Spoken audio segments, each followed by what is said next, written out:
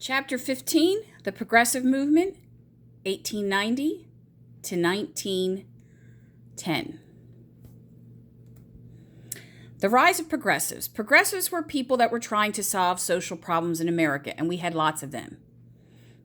Muckrakers were journalists who were exposing the corrupt and unsafe business practices that were happening in our country at the time. Ida B. Wells was a black muckraker. She was born into slavery in 1862 in Mississippi. She became a teacher and then eventually a journalist. And she exposed the lynching of black men in the South, saying it was due to hate crimes because of extreme racism in the United States, especially in the South. The Meat Inspection Act of 1906 was created due to a book that was published by Upton Sinclair called The Jungle, which showed the very unsanitary meatpacking industry standards. Roosevelt helped to pass both the Meat Inspection Act and eventually the Pure Food and Drug Act. Here is a picture of Roosevelt cleaning up the muck. Reforming government. There were a lot of corrupt politicians at the time, and muckrakers called for government reform. There were capitalists versus socialists, different types of government for both local and county. Here are some political cartoons showing how the Roosevelt was trying to get money from the rich to give it to the poor. Social problems and welfare. Immigrant neighborhoods in New York City had the worst poverty, disease, and crime. In 1893, there was a panic or recession, which meant lots of unemployment and more poverty and starvation. The YMCA, the Salvation Army, both tried to help, and different laws were eventually passed to protect children in the workplace.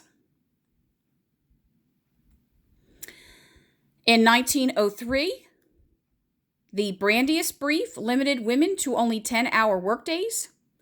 Eventually, men also were limited to 10-hour workdays, and employers were forced to pay benefits to those injured on the job.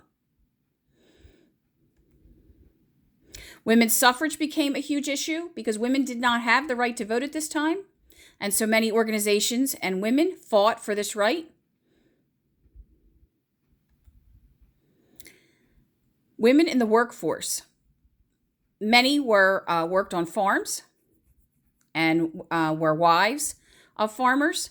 25% of women, however, did work in factories and industry, but they were paid 1/2 of that of men. Domestic work were usually just black women and immigrant women, and that paid even less. In 1903, due to unsafe conditions, the Iroquois Theater Fire killed 575 people. In 1911, the Triangle Shirtwaist Factory Fire killed 146.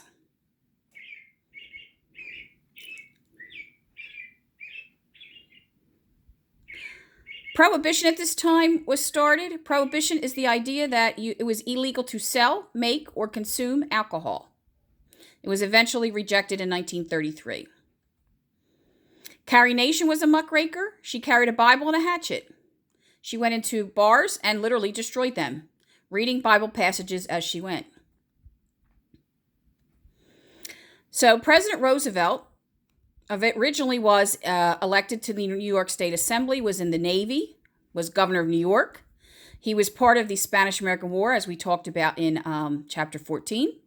He was vice president and then later president when William McKinley was assassinated.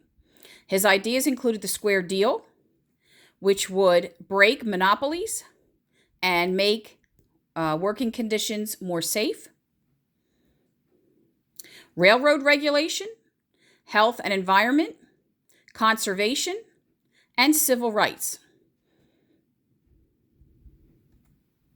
W.E.B. Du Bois did not support the president and Congress. He wanted immediate social and economic equality. In 1909, the NAACP was formed, which fought racial inequality. The ADL, the Anti-Defamation League, was also formed, and that helped many Jewish people that were also facing discrimination. William Howard Taft becomes our next president after Roosevelt. He was a judge, governor of the Philippines, secretary of war, and he becomes president in 1908. He's also anti-monopoly. He is against child labor and the abuses in the child labor industry, and he did not support high tariffs or taxes on trade. However, he was unable to create many progressive reforms. The Republican Party split because some of them liked Taft, but some of them still liked Roosevelt. And that is Chapter 15, The Progressives.